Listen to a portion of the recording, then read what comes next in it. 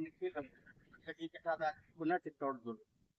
आज हम कुछ जानकारी लेंगे जो दुर्ग पर से लेके अब तक राजमहल रहा। जब दुर्ग पर आप चढ़ते हैं तो जो टिकट विंडो है उसके बाद जब बाईं ओर घूमते हैं तो सीधे हाथ पे आपको जो दिखते हैं बहुत बड़ी हवेली, उसके कुछ खंडर दिखाई देते हैं जो कुंभा महल के नाम से जाने जाते हैं। ये जो दुर्ग का राजमहल रहा है, बप्पा रावल से लेके महाराणा उदय सिंह तक जितने भी राजा हुए वो सब महल में रहे। अब इस महल के दो तो आपातकालीन द्वार हैं और एक मुख्य द्वार है। मुख्य द्वार है, इसके दो बहुत बड़े गेट हैं। पहला तो है मेरे बिल्कुल सामने बड़ी पुल, और उसके बाद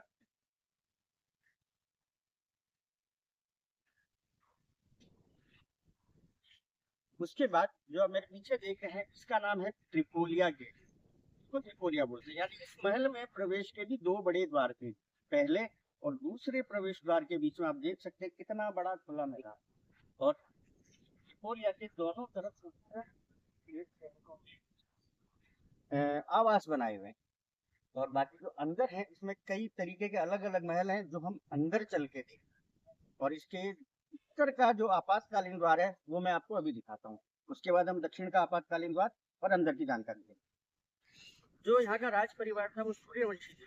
प्रातः उठते ही नहा धो के सबसे पहले वो सूर्य के दर्शन किया करते थे। तो मेरे पीछे जो आप देख रहे हैं उसको कहते हैं, कुंभा महल के अंदर ही है ये, इसको कहते हैं सूरज गोखरा। नहा धो के सूर्य के दर्शन सबसे पहले किया गया। और दूसरा, नीचे जो आप ये मैदान देख रहे हैं ये कह सकते हैं आप एक आम दरबार। जब कोई बड़े फंक्शंस होते थे या कोई कुछ होता था तो भी महाराजा और परिवार वहां बैठते थे और उनके फंक्शन का आनंद लेते। ये हम इस कुंभा महल के उत्तरी भाग में है या उत्तरी छोर पर है। पीछे आप देख सकते हैं छोटा सा दरवाजा बना हुआ है। ये एक तरीके से उस समय का भवन का एक आपातकालीन। और इस भवन की आप संरचना देखिए, अभी तक जाने के लिए या हवा के लिए या इधर उधर देखने सुरक्षा की दृष्टि से कितने महत्वपूर्ण है। लेकिन आज ये हवेली लगभग खंडर नुमा होती जा रही है। कोशिश करते हैं अंदर चल के प्रवेश करें।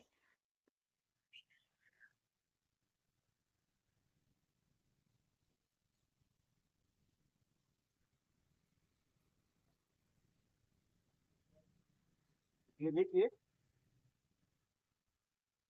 अब जो हम इस तरफ देखते हैं कि उत्तरी भाग में कुछ छोटे छोटे कमरे नुमा आकृतियां दिखाई देती है। और एक बीच में एक गोल सी बहुत बड़ी चक्की सी दिखाई देती है। अब ये पता नहीं उस समय इसका क्या पर्पज रहा होगा, आटा वगैरह पीसने के लिए या निर्माण में जो चूना निकालते हैं उसके, पर ये है। पीछे की तरफ भी आप देखिए, ये अभी हम इस महल के बाहर के पोर्शन में, अंदर हम नहीं गए। इस तरफ भी जो पुराने खंडर है छोटे छोटे से ये है। आए, ये उत्तरी आपातकालीन द्वार है। अंदर आए तो सीधे हाथ में अगर देखेंगे, ये उस समय कहा जाता है, बहुत से लेखकों ने इतिहासकारों ने कहा ये अस्तबल हुआ करता था। उस समय ये घोड़ों के रहने का स्थान अस्तबल हुआ करता था। जो हमने देखा अभी सूरज गोखरा।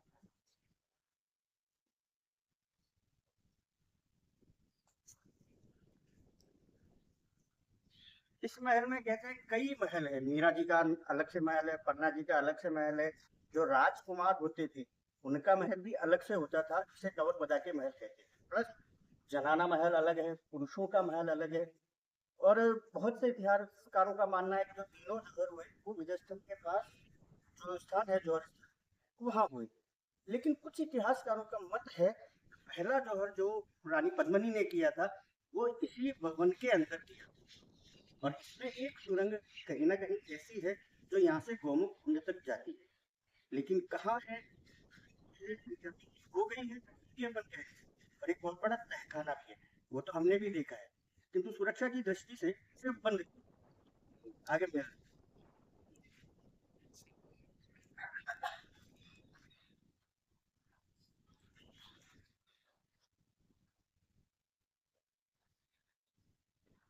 देखिए इसको, अब इस गलियारे को देख के अपन बता सकते हैं कि इसको दो भागों में बांटा है। हो सकता है एक तरफ जनाना महल रहा हो, एक तरफ पुरुषों का रहा, उनकी बहू, बेटियां, सभी का, एक तरफ राजा महाराजा। आई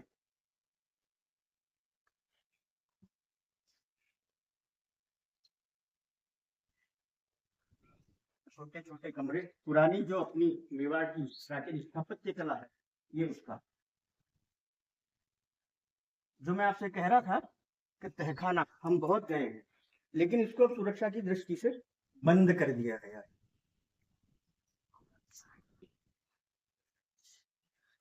अब मेरे पीछे महल का एक भाग देख सकते हैं। यहाँ से देखिए, छत वगैरह तो सब लुप्त हो चुकी है, रह चुकी है, लेकिन आप देख सकते हैं 3 मंजिला भवन तो रहा ही रहा है। ये 3 मंजिला भवन है। ऊपर जाने की तरफ से सीढ़ियां भी बनी हुई है बाहर की तरफ से।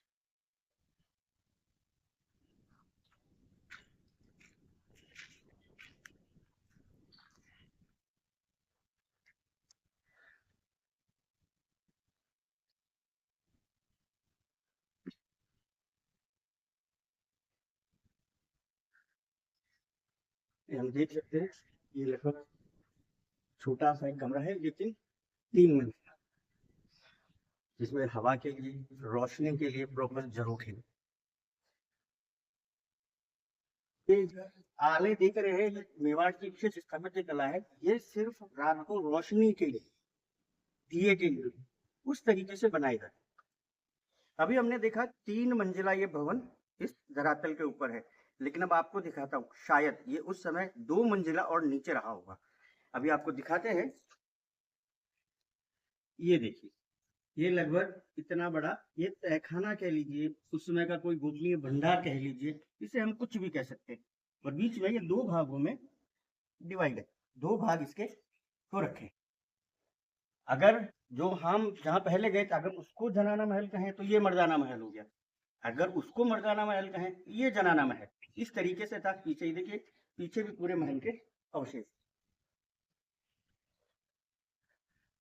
ये देखिए, महल के अंदर से हम देख सकते हैं, ये महल का उत्तरी भाग है, जो दूर तक आप देख सकते हैं। ये राजमहल।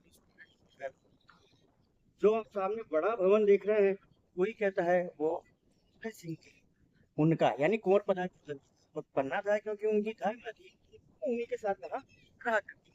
कोई कहता है मीरा जी का महल है, और उसके बगल वाला वो कुंवरपदा के महल है, जहाँ उदय सिंह जी रहा करते थे। तो ये एक अपने आप में अभी तक क्लियर नहीं है कि कौन सा किसका है।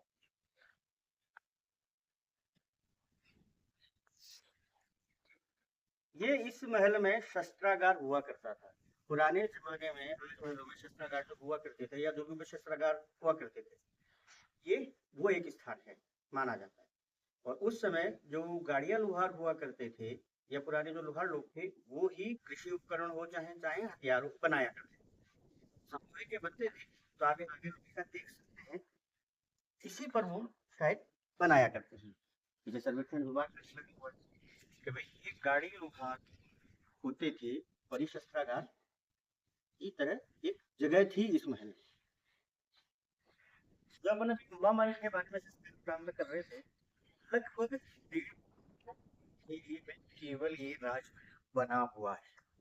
और बप्पा रावल के समय से लेके महाराणा जैसे तक सभी राजाओं ने यहाँ पर निवास किया। तो सभी राजाओं में एक इसका इतिहास है, जो जानकारी कहीं ना कहीं अधूरी है।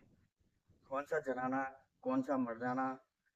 जैसे पहले ये है पक्काधाय या कुंवर पदाक, जहाँ उदय सिंह मतलब पन्ना राय ने सबसे क्या बलिदान देके उदय सिंह को खड़ा कहते हैं। इस तरफ जो ये पीछे आप महल देख रहे हैं, ये पद्मिनी मीरा महल के बारे में आपको बताया था, वो सबसे पीछे का शायद यहाँ से दिख रहे हैं।